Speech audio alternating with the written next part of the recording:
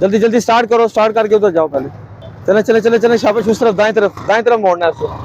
चले भाई, हो गया इनका भी। आप भी लेके आओ भाई, आगे लाओ, गली के अंदर नहीं लगाओ, बंद नहीं करो रास्ता। चले भाई आगे आए। ये आप देख सकते हैं कि वुमेन यूनिवर्सिटी है।